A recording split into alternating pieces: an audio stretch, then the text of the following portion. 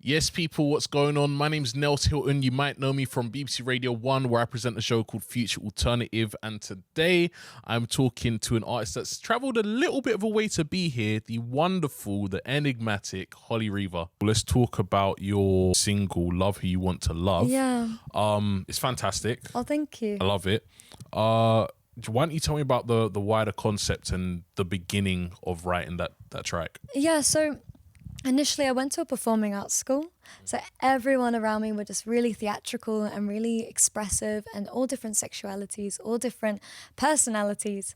And all the people around me just had such a huge influence on who I am. I wanted to write a song that's like, just every person deserves the right to love, no matter what, culture or age or religion.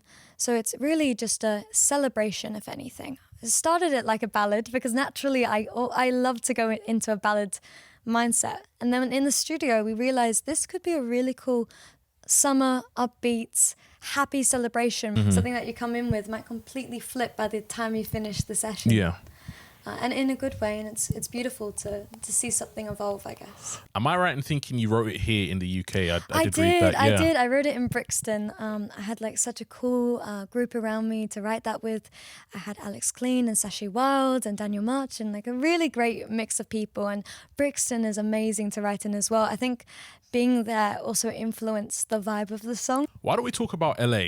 Because you were there recently, yes. You performed. How was that? It was amazing. It was at Muse Expo, so there was a really cool industry event where lots of artists that I respect, like Jessie J, Katy Perry, and Adele was involved with the team that worked at Muse Expo. So it was a really beautiful setup, and Katie Baser was before me, and it was a really great group of people performing there. So I was really grateful to be asked to perform. So it was really amazing. I feel like, your talent definitely shines through in all aspects of what you do, whether it's the singing or whether it's the songwriting. You won a songwriting competition recently as well. The songwriting competitions, there were two really amazing opportunities, I guess, with the John Lennon songwriting competition. I wrote this environmental song with the same collaborators of Love Who You Wanna Love. We're very much get into these really cool deep chats, and we're like, yes, we want to write this kind of song. So for the John Lennon situation, it was a song called She's Calling, and it's an environmental awareness track. And they seemed to like it, and it was brilliant. I was able to do some interviews in Liverpool because that's where the Beatles were. Right? So it was really nice being able to talk to Linda from Merseyside on that, and that was brilliant. Tell me about your new single, Drowning. We're all so excited to hear it. Drowning is about when you're in a relationship where it's toxic, and that feeling where you can feel that your soul is, this is so deep, sorry. You feel that you're losing part of yourself, and it's like that feeling of just wanting to crawl away and sort of disappear. It's got like the Bond chords in it as well, and it has this really cool brass section where it's just like little samples of brass, but it just adds a bit of a impact, I guess. And lyrically, like, there's things where, I'm drowning in the desert sand. So it's, I guess, like a metaphor of that wanting to just crumble away and not be in that awful headspace, I guess. Your voice is unreal. The fact that you can just whip it out at a moment's notice is mind-blowing, honestly. Oh, thank you. No, sometimes it's easier also just to sing the lines than just because it just comes a bit quicker, to be honest. So I've got to ask you, who is your favourite artist that you've ever seen perform live, and why? It has to be Adele. I love Adele so much. She came to Australia for the Hello Tour, and I was 15 and I saw her, and I just thought that, again, that feeling of everyone being able to be let in on someone's journey. I also loved how she used the stage. Like, she had a choir on some songs. Some songs were super bare. Sometimes she had backing dancers. And I love how they varied it. I like that they didn't just stay with one feel. They had like a really great show that they'd built. I also love seeing Ed Sheeran perform live. I think he was brilliant. The fact that he's on a stage on his own, I mean, the band is surrounding him, but the fact that he holds that many thousands upon thousands of people with, a looping pedal, his guitar, and his presence. I think that's brilliant. Yeah, I'd say those two are definitely very strong in my... That's the first thing that comes to my mind. So it is clear that you're influenced by some of the absolute best. So I have to ask you this. If you're going on tour tomorrow, who is the dream artist that you'd love to be going on tour with and why? Ooh, the dream artist I'd want to go on tour with. I love Maisie Peters. I think she's brilliant. I think she's a great storyteller. I think she's got amazing energy, and she seems like a really nice, down-to-earth person as well. So I think she'd be really fun to tour with.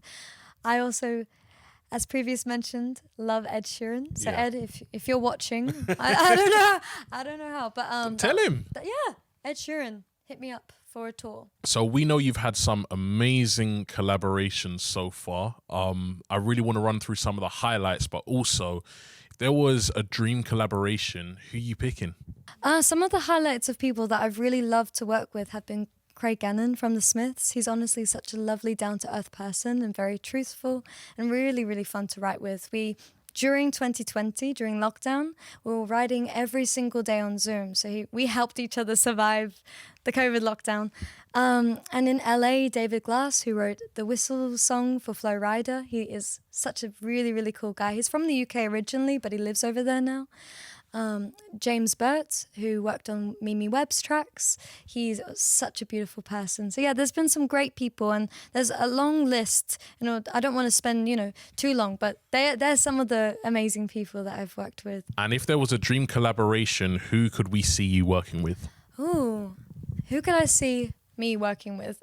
I could see as like a very cool Love Who Wanna Love direction that Harry Styles would be amazing.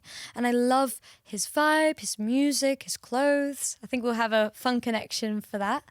And maybe someone who's iconic. I love Robbie Williams. Like, I absolutely adore Angels. That song, since I was tiny, I've had it wrapped around my head. So, yeah, I would say those two. People. And Alicia Keys as well. She's a great piano player and her voice is amazing. So yeah, those three. I just want to throw this out there as well. When you were performing at 8 years old, were these, covers? Were these originals? Yeah, so I started writing when I was about 12, I would say. But then I started recording when I was 15. I'm 20 now, so it's been a good journey. But yeah, so at 8, it was more covers. And then when I got a bit older, I was able to start introducing my own things, which is lovely. And songwriting at 12 is no easy feat. So how did that, if you look at some of those original songs, I wouldn't be so proud. I mean, it's part of the journey, right? But as I got older, I think more and more I kind of discovered what my vibe was and what I wanted to say. I've always loved English and loved reading, and also basing things off my experiences as well as other texts. And I used to do that a lot, and sometimes it would go on a complete, tangent. Like my Jane Eyre song was very interesting. But I think Jane Eyre song is in the book. Oh, yes. That was my 14-year-old self. But we need the backstory for this. I know, but it got me to like where I am today, I think. And it's like that nice balance of being able to refer to things, but also make it relatable and understandable. So it's that mix that I think really works. It feels like you're such an accomplished songwriter already. So I have to ask, is there a lyric that you wish that you'd written? Oh, I mean, if I only could make a deal with God and get him to swap out places, be running. I love how like that lyric doesn't feel like it's abrasive, and yet it's so powerful, and it's like so dynamic as well, and it's so like visual. It has been really cool to sit here and get to know you for the last half an hour. Honestly, it's been a pleasure.